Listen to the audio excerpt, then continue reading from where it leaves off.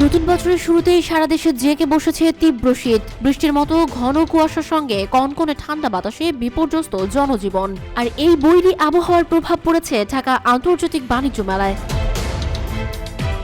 নতুন বছরের প্রথম দিন উদ্বোধনের পর কাঙ্ক্ষিত ক্রেতা দর্শনার্থী না থাকলেও শুক্রবার সরকারি ছুটির দিন থেকে মেলায় প্রাণ ফেরার প্রত্যাশা ছিল ব্যবসায়ীদের। কিন্তু তীব্র শীতের কারণে সারা দেশের মতো দৈনন্দিন কার্যক্রম ব্যাহত হয়েছে বাণিজ্য মেলাতেও। এদিন মেলা ঘুরে দেখা গেছে ব্যবসায়ীরা পণ্যের পসরা সাজিয়ে বসেছে ঠিকই, কিন্তু নেই কোনো ক্রেতা বা দর্শনার্থী। আর ছুটির দিনে এমন পরিস্থিতিতে হতাশ তারা। মেলায় দেশের বিভিন্ন প্রান্ত থেকে স্টল দেয়া বিক্রয় কর্মীরা বলছেন, তীব্র শীত আর ঘন কুয়াশার কারণে মেলায় ক্রেতা বা দর্শনার্থীদের সংখ্যা কম। তবে বেলা গড়ানোর সাথে সাথে দর্শনার্থীর সংখ্যা বাড়বে বলেও প্রত্যাশা তাদের।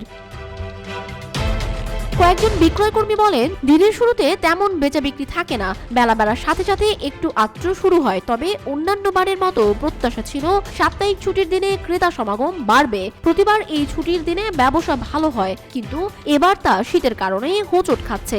বাইরে বাতাসের কারণে কেউ কেউ প্যাভিলিয়ন ও স্টলে ঢুকে বের হতে চাচ্ছেন না।